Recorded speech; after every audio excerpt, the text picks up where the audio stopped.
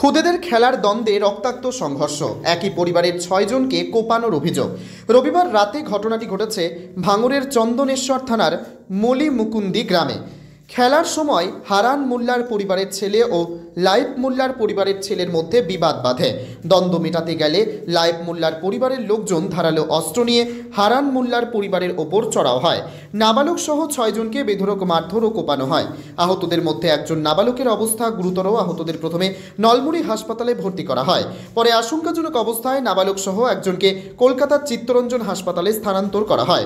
ঘটনার খবর পেয়ে চন্দনেশ্বর থানার পুলিশ ঘটনাস্থলে পৌঁছে তদন্ত শুরু করেছে। ঘটনায় ব্যাপক চাঞ্চল্য ছড়িয়েছে এলাকায়। স্থানীয় বাসিন্দাদের মধ্যে আতঙ্কের পরিবেশ তৈরি হয়েছে।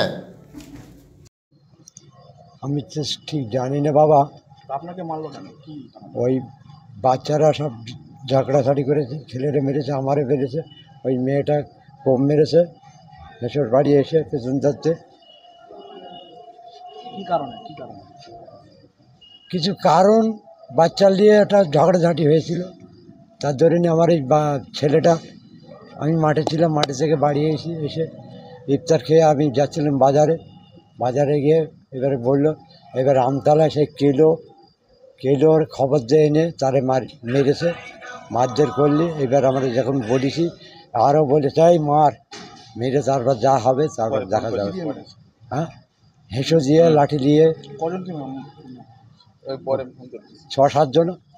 একটা বাচ্চা হ্যাঁ, বাচ্চারা এসে আমাদের বাচ্চারা মেরে হাত কেটে দিয়েছে। এইবার আমরা ৫ জন আছি। কোন জায়গায় আছে? এটা মনিমাগঞ্জ। আপনার নাম? হ্যাঁ, আপনার নাম? আমার নাম হারান মোল্লা।